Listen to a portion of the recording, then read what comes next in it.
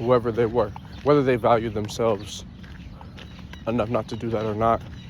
That's not really on me, but it's on me to value the other person on that screen. And when I'm lusting after somebody, period, doesn't matter who it is, it could be my girl or it could be a random person, you're devaluing that person of the person behind it. You're minuting them to a body part, whether it be butt, boob, thigh, it don't matter. You're devaluing them when you do that. And I didn't know that. So I became so addicted to it and prioritized how I felt about it. I ended up falling in love with the sin, and it didn't matter what nobody said to me. It didn't matter who I hurt. I was going to do it regardless. I was going to find a way to, get that feeling out. And then when I turned 16 years old, I lost my virginity. And after that, it got worse. Because now not only am I getting the pleasure of, corn and stuff like that outside of relationship, but now, when I'm in a relationship, I have the opportunity to do that to an actual physical person that has affection for me. And it got really bad.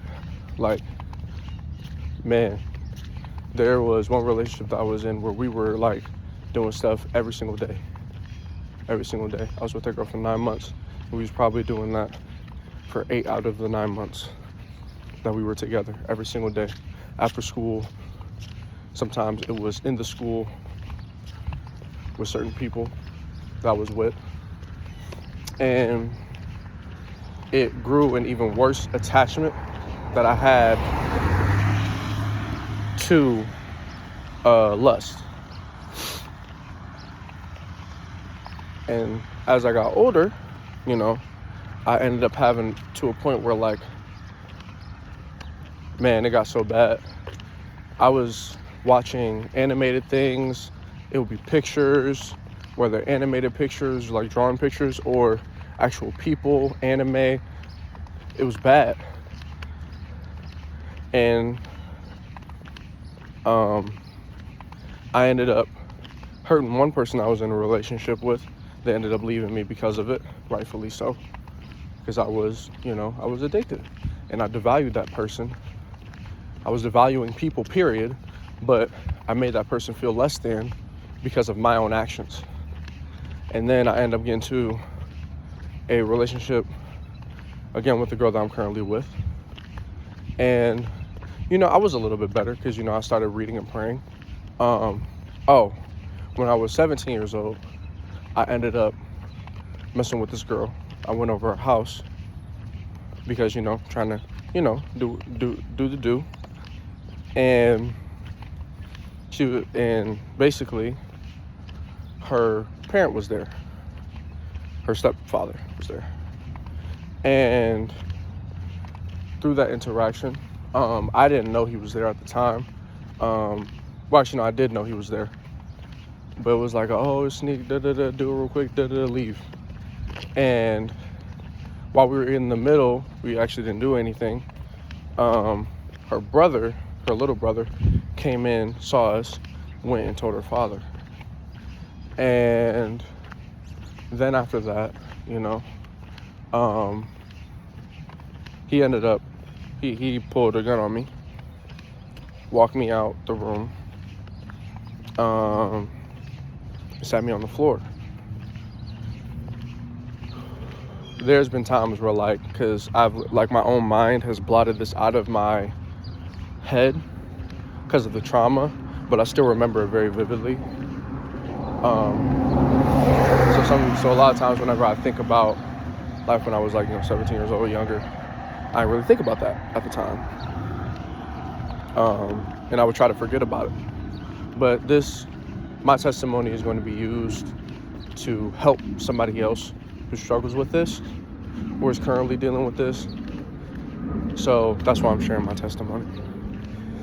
He ended up pulling the gun on me. He asked me, what if I do to you what you were going to do to her? I ended up seeing his private area.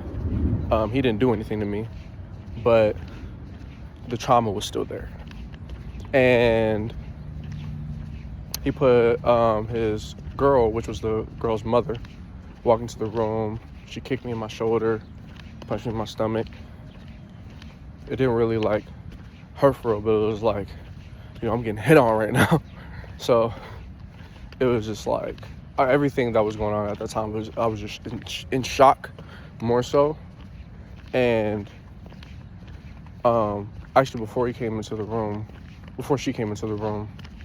I sat there because he went to go call her. I just sat there, I just closed my eyes, and I just started talking to God. And this was the first time that I actually put my faith in the Lord. I told him, Lord, God, because I wasn't like too familiar with Jesus like I am now. Way more familiar with him.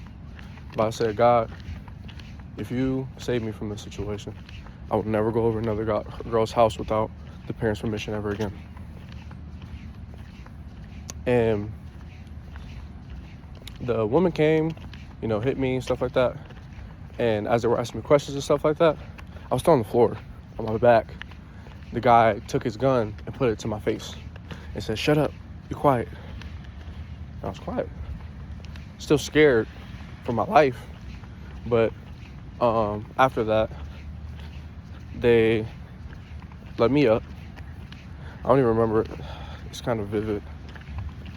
In certain areas, I don't fully remember, but I think there was a knife mentioned or something like that. I do have a scar on my stomach from the woman punching me. I think it went away though, because I'm a bit darker from her ring that scratched my stomach. But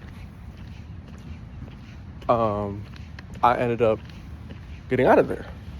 And the Lord delivered me from my own mistakes in that moment. And it was a trap house too. And I learned recently that a lot worse could have happened to me. I could have ended up gone somewhere. I wouldn't be here right now, but thanks be to the Lord, to God, to Jesus Christ, that I am still here. And yeah, he delivered me from my situation. I was quiet for a few days after that had happened. And then I started to really get into my word. Now, I didn't know how to battle lust. I didn't know how to deny my flesh. So I would still give in to it willingly because it was like an idol for me. But that was the first time that I was like genuinely reading my Bible on my own. And I was in my word on my own without anybody even asking me to do it. I was in the Old Testament, reading from Genesis to I think 1 Kings or Numbers. So I was reading the word, but I did not know how to apply it to my life. So I was still making mistakes, When I was like 18 years old, I ended up stealing so much like food and snacks from a Family Dollar that I ended up they ended up firing me, of course, rightfully so. And I had to pay them $300 some back for it, which I did. And what else? Oh yeah, back to my current relationship. She was Muslim. I was Christian. I was 1 foot in the world, 1 foot in the kingdom still. It wasn't at any point that I was actually ever fully in the kingdom, because I was still having my lust issue. Still having my lust issue. So there would be times when me and her would do stuff, and we shouldn't have been, because we had literally just met. But it was more so of my influence than hers. And then we ended up separating because she's Muslim, I'm Christian. Me not wanting to hurt her, because I knew that there would be a lot of discourse between us because of the differing beliefs, which is crazy to think about. You're